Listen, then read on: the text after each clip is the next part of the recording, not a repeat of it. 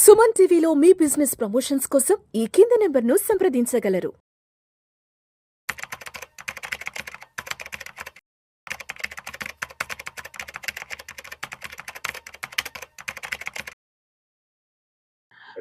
Welcome to Suman TV. I'm doctor Anil Kumar Bachchu. నేను certified financial planner అండి. So ఇప్పుడు కొత్త ట్యాక్స్ రెజీమ్, ఇన్కమ్ ట్యాక్స్లో న్యూ ట్యాక్స్ రెజీమ్ వచ్చింది. దీంట్లో ఏంటంటే కొన్ని ఎగ్జెంప్షన్స్ ఇంతకుముందు ఏటీసీ కింద ఏవైతే పాత ట్యాక్స్ రెజీమ్లో అవైలబుల్ లేనివి ఉండేవి అనమాట. చాలా అవైలబిలిటీ ఉండేవి, అవి ఇప్పుడు లేవు. So one of the common thing ఏంటంటే చాలామంది ఓల్డ్ ట్యాక్స్ రెజీమ్లో ఏటీసీ కింద ELSS, equity linked saving scheme, mutual funds ఏవైతే ఉన్నాయో అవి ఇట్లా ఇన్వెస్ట్ చేసేవారు. ఎస్పెషల్లీ ఏంటంటే 1,50,000 వరకు కాబట్టి చాలామంది ఎస్ఐపి ద్వారా ఇన్వెస్ట్ చేసేవాళ్ళు. అలా చేస్తూ over a period of time ఏంటంటే ఏటీసీ కింద ఎక్సెంప్షన్స్ తీసుకునేవాళ్ళు.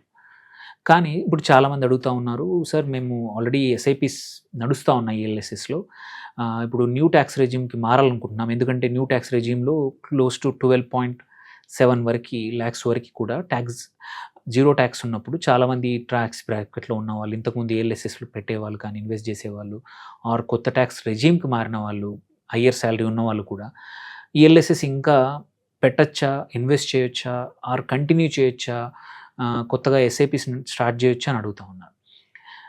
సో వన్ ఇంపార్టెంట్ థింగ్ ఏంటంటే అండి, ఈఎల్ఎస్ఎస్ జనరల్గా ఏంటంటే it's diversified mutual fund category.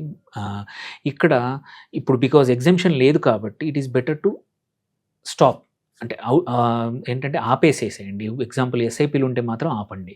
So additional lump sum invest చేయొద్దు. మీరు న్యూ ట్యాక్స్ రెజీమ్లో వెళ్ళాలి అనుకుంటే ఈ కొత్తగా ఇన్వెస్ట్ చేయకండి ఈఎల్ఎస్ఎస్, ఎందుకంటే ట్యాక్స్ ఎగ్జెంప్షన్ అయితే రాదు మీకు. సో అలాంటప్పుడు ఇట్స్ బెటర్ టు స్టాప్. అలాగే మరి నెక్స్ట్ క్వశ్చన్ ఆబ్వియస్లీ ఏంటంటే, మరి ఈ ఎస్ఐపీలు ఇంతవరకు చేస్తున్నాం కదా, వేర్ డు వి డూ? ఇలాంటప్పుడు ఏంటంటే మీ రిస్క్ ప్రొఫైల్ని బట్టి, if it is let's say మీరు ఒక 3-4 ఇయర్స్ 5 ఇయర్స్ లాంగ్ టర్మ్ అయితే మాత్రం, మీ ఏజ్ కూడా కొంచెం లెట్స్ సే 40-45 బిలో ఉందనుకోండి, మనం యూజువలీ ఏంటంటే మన risk profile is higher when you're earning or when you're younger. మనం తక్కువ ఏజ్ ఉన్నప్పుడు మనకి రిస్క్ ప్రొఫైల్ ఎక్కువ తీసుకునే ఆప్షన్స్ ఉంటాయి. కాబట్టి మనకు లాంగ్ టర్మ్ అయితే ఇంతకుముందు ఈఎల్ఎస్ఎస్ పెట్టి ఎప్పుడైతే మనం ఇన్వెస్ట్ చేసామో ఐదర్ ఒక మల్టీ క్యాప్ ఫండ్లో కానీ, ఆర్ ఇంకొంచెం ఎక్కువ రిస్క్ తీసుకుంటా అనుకున్నప్పుడు ఒక మిడ్ క్యాప్లో కానీ, ఆర్ ఒక స్మాల్ క్యాప్లో ఇన్వెస్ట్ చేసుకోవడం మంచిది. దేర్ బై ఏంటంటే మనము ఈఎల్ఎస్ఎస్కి దగ్గరగా ఉండే ఫండ్స్ మాత్రం మల్టీ క్యాప్ ఫండ్స్, బికాజ్ అది కూడా ఒక డైవర్సిఫైడ్ పోర్ట్ఫోలియో కేటగిరీ లాంటివే. సో అలాంటప్పుడు ఎవరైతే ఈఎల్ఎస్ఎస్ ఆపేస్తున్నారో ఆ ఇన్వెస్ట్మెంట్ని అలాగే కంటిన్యూ చేసుకోవాలనుకుంటే మాత్రం బెస్ట్ ఆప్షన్ మల్టీ క్యాప్. ఇంకా కొంచెం మంచి రిటర్న్స్ కావాలి అనుకుంటే మాత్రం, ఆర్ ఇంకా కొంచెం హయ్యర్ రిస్క్ తీసుకుందాం అనుకుంటే మాత్రం go for mid cap or small cap. Small cap ఏంటంటే మరీ లాంగ్ టర్మ్, ఒక 5 ఇయర్స్ 6 ఇయర్స్ వరకు కూడా నేను డబ్బులు విత్డ్రా తలుచుకోలేదు అంటే ఎస్ఐపి ద్వారా ఇన్వెస్ట్ చేసుకోవచ్చు. సో ఇలా ఇంతకుముందు ఎవరైతే ఈఎల్ఎస్ఎస్ ఇన్వెస్ట్ చేస్తున్నారో వాళ్ళవి ఇంతకుముందు ఇన్వెస్ట్మెంట్స్ మాత్రం అప్ టు 3 ఇయర్స్ ఎనీహౌ మీరు లాస్ట్ ఇయర్ వరకు వాడినవి అలాగే లాక్-ఇన్ పీరియడ్ ఉంటాయి. సో వాటిని మనం ఎలాగూ విత్డ్రా చేయలేము. వాటిని కంటిన్యూ చేసి 3 ఇయర్స్ అయ్యాక మీ అవసరాలకు తగ్గట్టు ఐదర్ వేరే సేమ్ అలాగే కంటిన్యూ చేయొచ్చు. యూజువల్లీ ఏంటంటే అది డైవర్సిఫైడ్ మ్యూచువల్ ఫండ్ కాబట్టి ఈఎల్ఎస్ కేటగిరీ ఒక లాంగ్ టర్మ్లో ఒక 13-14% అనేది మనం రిటర్న్స్ ఎక్స్పెక్ట్ చేసే అవకాశాలు ఉన్నాయి.